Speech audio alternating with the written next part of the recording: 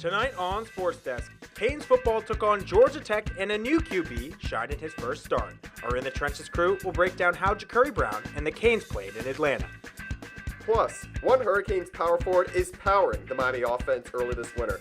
Find out how one Spain native in Lola Pendande took her journey across the Eastern Shore. And later on, a former Paralympian is training the next generation of table tennis players. Reporter Ryan Marshall will tell you her story. All that and more. SportsDesk starts right now!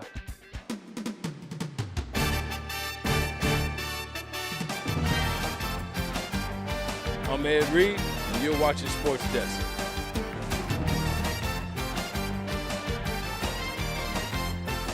Hi, I'm Jim Kelly, former UM guy. You're watching SportsDesk. What's up? I'm DJ Williams, and y'all watching SportsDesk.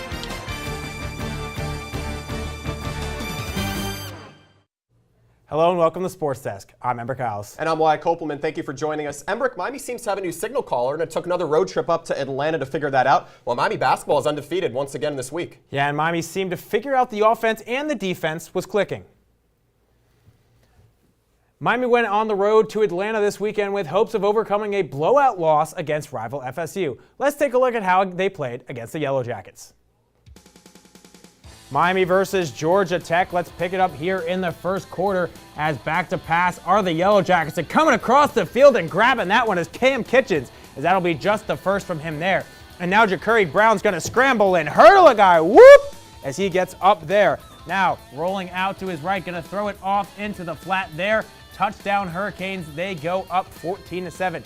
And now Brown again going to find Colby Young in the back of the end zone there. Miami up 28-7. And now let's finish this one off. Cam Kitchens again, one of his 3 interceptions as he's going to take this 99 yards to the house. As Kitchens had a great game, Miami finally got back onto the wagon. They win 35-14 up in Atlanta.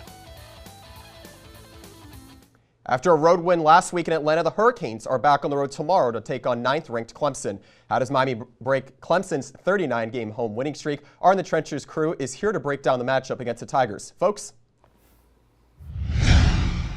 How's it going, everyone, and welcome to In the Trenches. I'm your host, Ethan Gainey, alongside our analysts, Cal Freeman. And Cal, just under a week out from Thanksgiving, and finally, Canes football fans have something to be thankful for. Absolutely, Ethan. One of their best performances of the season, a complete win over Georgia Tech. And there were a couple things I was thankful for Miami's 35-14 win. Let's start with I was thankful for the way Ja'Cory Brown ignited the offense with his legs.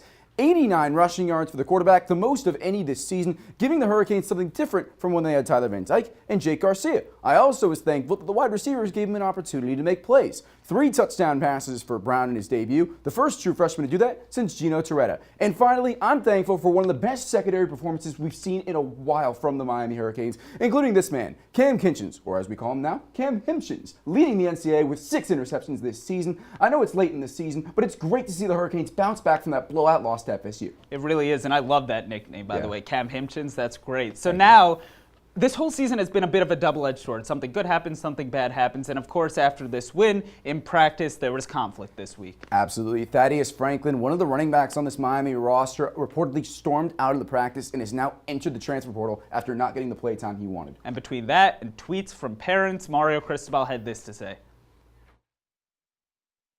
As it relates to posting on social media, I was raised very different than anything that would relate to anything such as that. A parent is very free and welcome to come pick up their son if they're not happy with their playing time here at the University of Miami, and I guess that's my philosophy.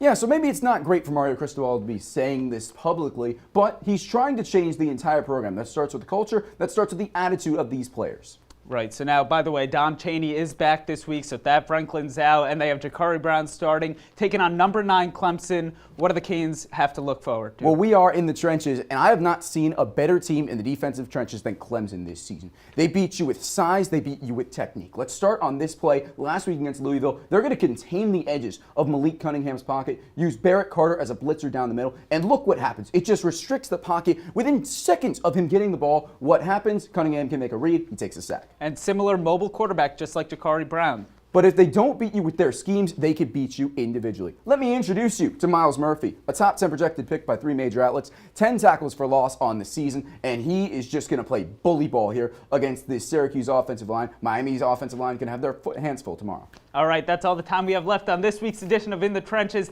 Happy Thanksgiving, and back to you guys at the desk. Ethan and Cal, thank you. When fans go to football games, they see that players are suited up and ready to play.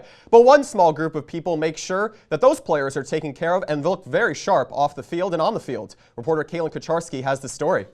The University of Miami is one of the most recognizable brands in college football. And every year, the Canes have some of the best players in the country. But there's another team behind the scenes that puts in a lot of hard work to make game day a success. Our role is basically to keep the football players hydrated, work on all the ice machines and like fill up bottles. So bringing out all the different trunks that hold like backup cleats, backup jerseys, kicking net, everything that they could need for the sideline. Max and Haley are just 2 members of the 15 students on staff who make game day possible. And while they don't suit up in a locker room with helmets and pads, they're up at 7 a.m. for practices and get to the stadium 6 hours before kickoff. And even though it's a paid position, their job can be challenging. We're spending lots and lots of time in the facility and just working, getting things packed and ready to go, making sure that all the players have their stuff in. But through the early mornings, late nights, and long hours, the experience on game day is what makes the job worth it for Haley. And just being on the sideline with all the players like cheering, it's really a fun experience, and it's like getting through the week to game day. That's kind of what pushes me. While Haley loves the game day experience, Max loves his job for an even bigger reason. It means a lot because coming from a person that I do have a disability, to be able to find a good balance between school and doing this job has helped me. Max and Haley do their job because they love sports and the Miami Hurricanes. Their role on the sidelines is one the football team needs week in and week out. Reporting for UMTV, I'm Caitlin Kucharski. The University of Virginia Athletic Department has canceled this week's upcoming football game against Coastal Carolina. This comes just a few days after 3 players on the Cavaliers team were killed in a bus shooting. The 3 players were junior wide receiver Devin Chandler, junior wide receiver Lavelle Davis Jr., and junior linebacker Deshaun Perry. Perry is a native of Miami and attended nearby Gulliver Preparatory School for high school. The tragic event has shaken up the university's students and the rest of the football team.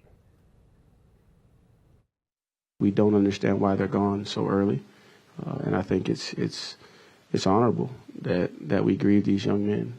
But also, too, we have to keep it in perspective and make sure that we take this pain that we're feeling and try to find a way to turn it into passion and motivation.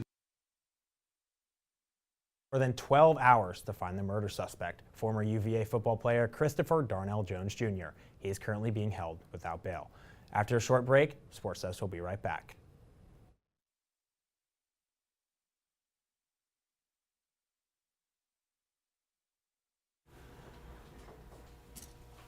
Get it.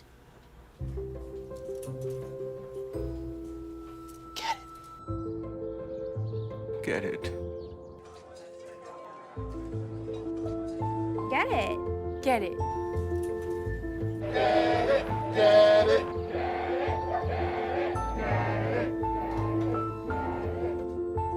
Is she gonna get it, Daddy? She'll get it.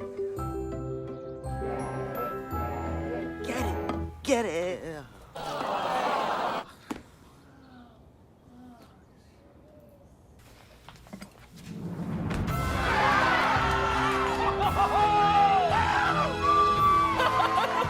When you bring home a Goodwill find, you give your whole town a reason to celebrate because you're also funding local job training and placement programs in tech, healthcare, and more. Goodwill. Bring good home.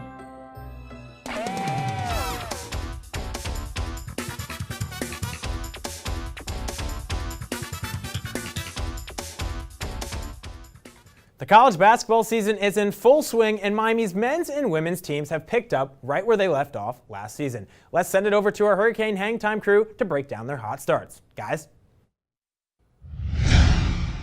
Welcome back to this week's edition of Hurricane Hang Time. I'm your host, Justin Walkneen, joined by analysts Andrew Klein and Juliana Warnock. Now, both men's and women's teams remain undefeated as they each pick up a couple wins over the last week. But let's start with the men's squad here, Andrew, as they added wins against UNC Greensboro and FAMU, where really a multitude of players stood out in this game, really speaking to the depth and versatility of this roster. So tell me, what differences have you noticed with this squad early on that sets them apart from previous teams? Well, Justin, the one big thing I've noticed is that Miami has a real big man now. Yes, Norchad Omier is the real deal. He's 6'7", a little undersized for a big man, but he makes up for that with a great rebounding ability, averaging 11 a game this year, and great strength on the inside. Miami also has a lot of guys who can distribute the ball. Isaiah Wong led them in assists on Tuesday night with 7. Nigel Pack had 4. Wuga Poplar had 2. So you got to love that if you're Jim Larinaga. Definitely a good-looking roster early on, but they got their first big test against Providence on Saturday. Tell me, what are the keys to victory in this matchup? Well, on Tuesday night against Florida A&M, Miami got out to a halftime lead for the first time on the season, and I think that's what they need to do. On Saturday against Providence, Miami can get out to a lead early. If they can knock down their threes when they're there, I think that should be the key to picking up a win against the Friars.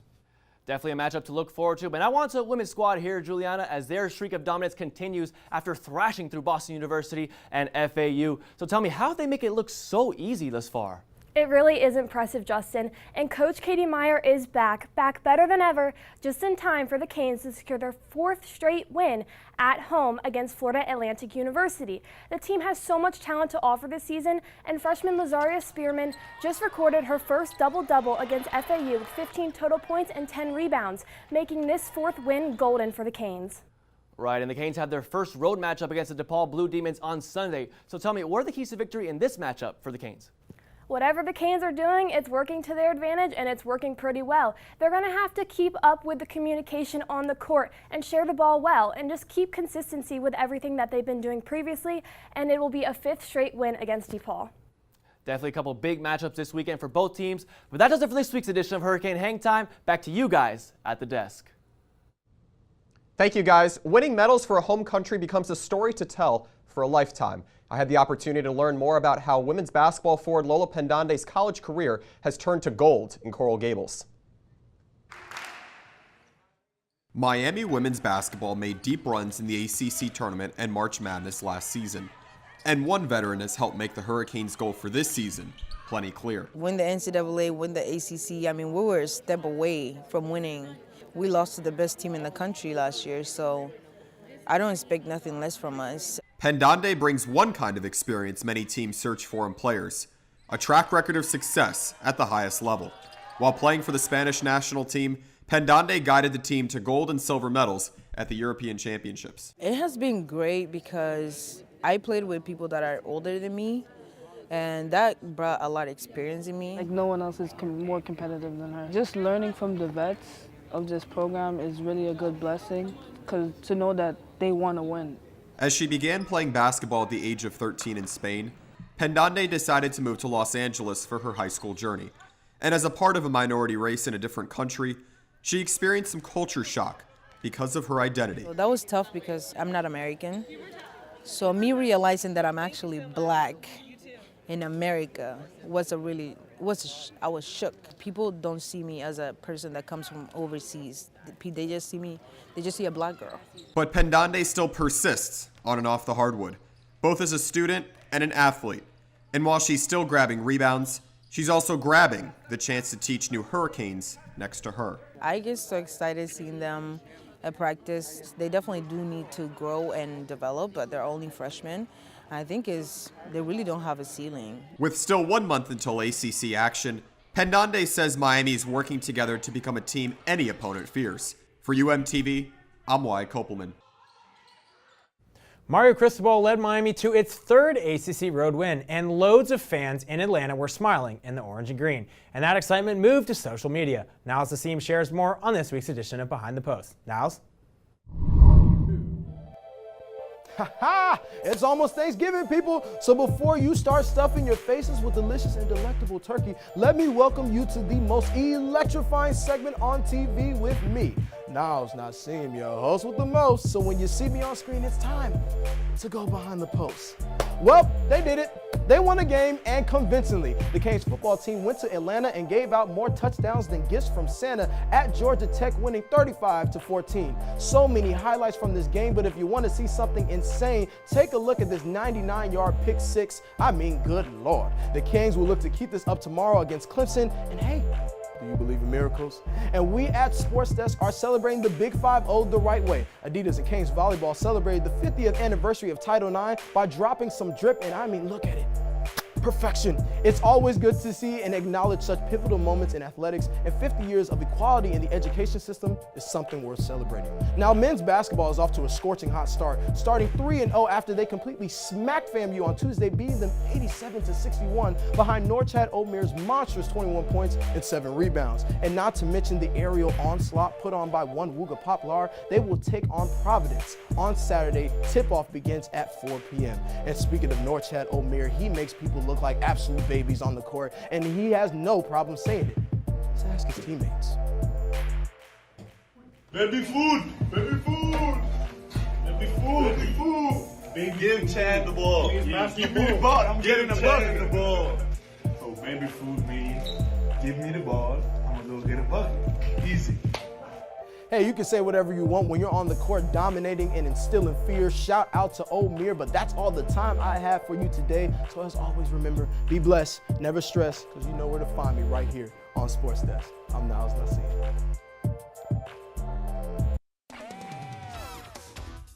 Canes volleyball's regular season is winding down, and an Orange Grove is waiting for Miami tonight. Lead reporter Daryl Barnes is standing by at the Knight Sports Complex to provide the latest on the Canes hardwood battle. But first, it's time for some trivia. The Canes and Tigers will meet on Saturday in Death Valley. This will be the 13th all-time meeting between the ACC rivals. But when was the last time Miami defeated Clemson? Is it A, 2005, B, 2009, C, 2010, or D, 2015? The answer when we return. Don't go anywhere.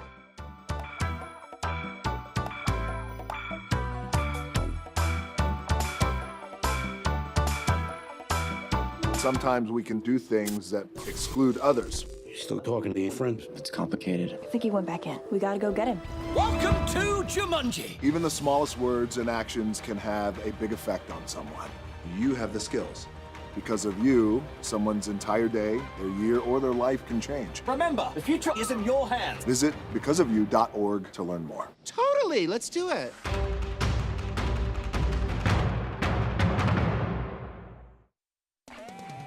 Ready for Thanksgiving? I'm beyond ready. I have a 5K ready for me Thanksgiving morning, and it's going to be really fun and really cold. I'm not getting out of bed, and I'm just watching football all day. I don't know what's wrong with you. A lot of Minnesota. Anytime they're playing music downstairs, it's loud. I go downstairs, see what they're doing, see what music they're doing, see what they're dancing to. I go play piano downstairs. They come get involved. Leah has a drum set beside it, banging that. Any music, that's what they do.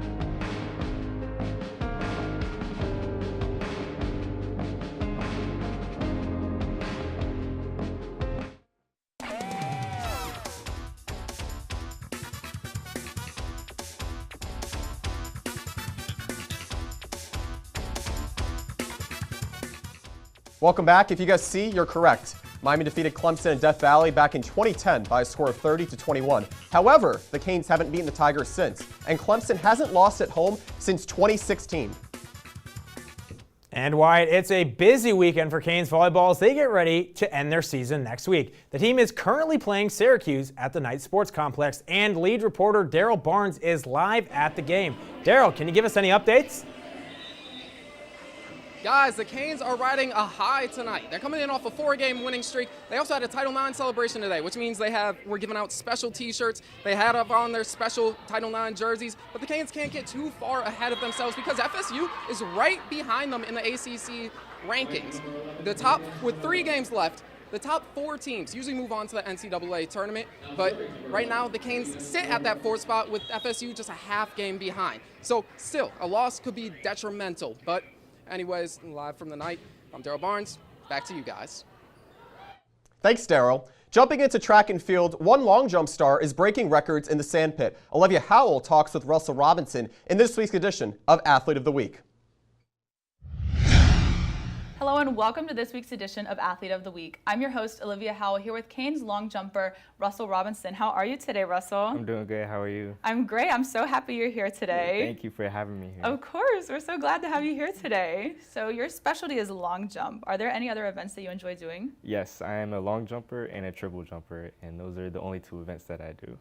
So can you explain the difference? Like what does that mean? Like what do you do? So long jump is just run and one jump into the pit, and triple jump is running 3 jumps into the pit. It's kind of like skipping a rock a little bit, if some people compare it to that. Oh, that's so interesting. Yeah, it is. I love learning about track. I grew up watching Lolo Jones do hurdles, so that was like always me and my mom's favorite thing. Yeah. And every like 4 years when the Olympics would come, so that's super fun. Do you have a role model in track and field, someone that you like look up to or someone who really inspires you? One guy that I follow is 2-time Olympic champ Christian Taylor. I literally like to watch his videos to get better at triple jump, and I just like the motivation that he gives people, inspiration. That's amazing. Thank so clearly you're a very driven person to have made it here. What is your motivation? What drives you? My motivation is just to go out and have fun with the sport that I do and to get better each and every day. And that's really all I look for in my sport. Yeah, that's awesome. So you hold a lot of records here. What is one moment that you feel like so proud of? Something that just like when you think about it, you're like, oh, it's my favorite memory at UM. One moment is this past year, I got invited to the USA Track and Field Championships, where I got to compete against pros and other collegiate athletes that made it this far. And I actually placed 4th and set the school record and another personal best at that meet. And it was fun and crazy to do it in front of pros that I've been watching and a whole bunch of fans. That's so amazing. Congratulations, by the way. That's so cool. That's all the time we have today on Athlete of the Week. I'm Olivia Howell. Back to you guys at the desk. Thanks, Olivia. One woman is giving retirement a brand new look. The former table tennis Paralympian is committed to educating younger generations and giving back to her community. Reporter Ryan Marshall tells us more.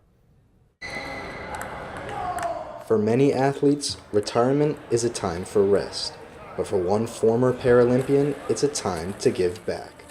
Therese Terranova has medaled in 3 Paralympic Games for Team USA. In the 1988 Seoul Games, Terranova won the gold in women's singles and team table tennis. But she was not focused on the glory. Instead, she wants to give back to the game she loves. When I raised the flowers, it was for everybody. It wasn't me. For me to give back, it's incredible. And Terranova gives back by coaching daily at the Broward Table Tennis Center. She coaches players of all levels, from amateurs to competitive players. When I see them progress, it's such an honor for me. You know, when they get something and that look on their face, it's like, I feel it. As a coach, Terranova teaches players how to play the game technically, but she also builds lasting relationships with everyone she crosses paths with. Man, she's just a real nice person. She gives you confidence, you know, so that's nice. She's taught me more than just table tennis, a lot more than just table tennis. She's taught me so many life lessons, and she's really come as a parental figure in my life. While few things in life are certain, you can be sure Terranova will continue giving back and inspiring people through table tennis.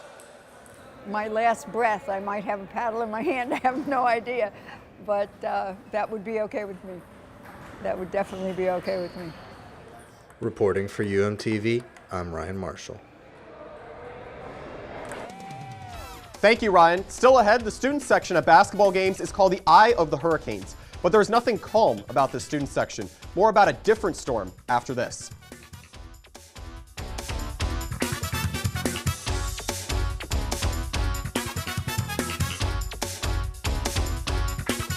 Hey, Kevin, you thinking about retirement? Of course I've thought about it, but there's all this stuff in the way. Oh, you're not kidding. The house, the kids are going to college. A new car. Car? You bought a new car? Oh, hey, you should meet my friend Avo. Avo's a retirement coach. He'll help get you started. But what does Avo tell you to do? You don't know? Focus on your future. Your goals can still be met. But how? Target your tomorrow and use the Avo bet. You sing? Not really. A's for taking action. Start off with a plan. You built these letters? Yep. V is for variety. There's so many ways you can. I follow you. Come on. O's for optimize your savings. Let Avo lead the way. Visit aceyourretirement.org today. Nice sign. Thanks, I made it myself. Cool.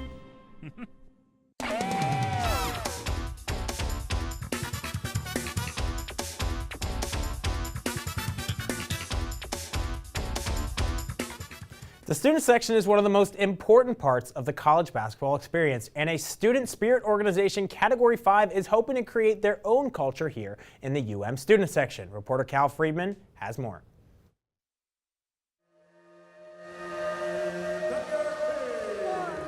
There's one organization you can hear, cheer,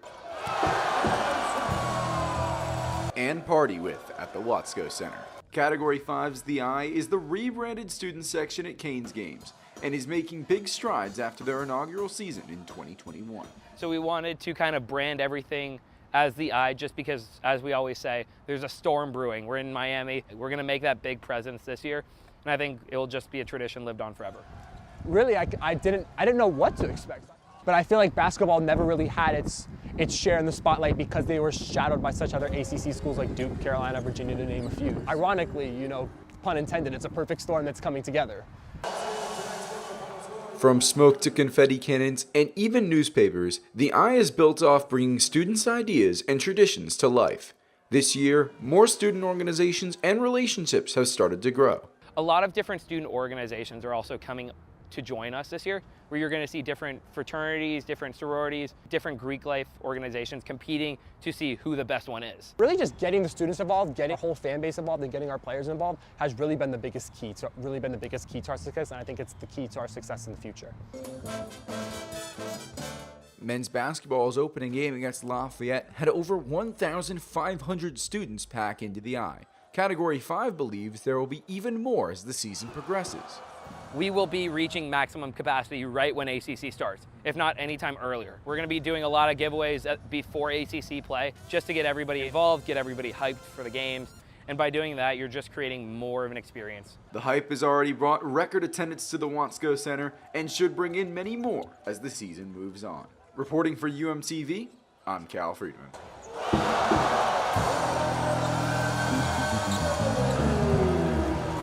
Hurricanes men's basketball is off to a 3-0 start this year with their latest win coming at the Watsco Center on Tuesday night. Embrick Norchad Omer, the Arkansas State transfer, had 21 points to lead the way, but it was actually a pair of Hurricane role players that got the job done and also stole the show on this week's Play of the Day. Yeah, well, the Hurricanes been great so far this season, and let's go take a look at that Play of the Day as we got two nice ones here. As this is earlier on Friday as the Canes were taking on Greensboro. Is now dribbling up the court. There is Greensboro. Now coming across is going to be Anthony Walker as he's going to take this one and slam it down the one-handed flush. Get up, big man. And against Florida A&M, Bensley Joseph taking part as well. He's saying to Walker, you can do it, I can do it too. Thanksgiving jams, the Hurricanes had plenty to enjoy.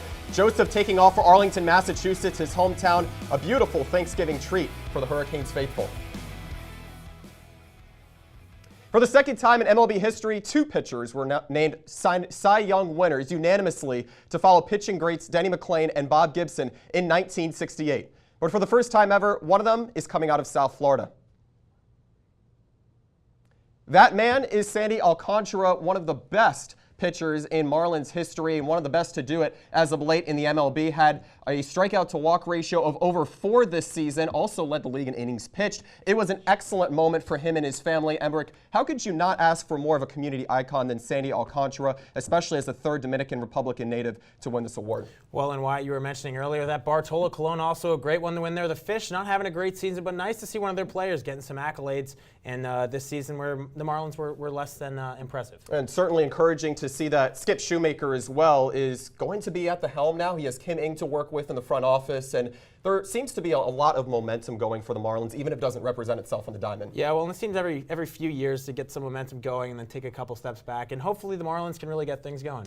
And that does it for this week's edition of Sports Desk. To all who joined us tonight, we wish you a very happy Thanksgiving weekend.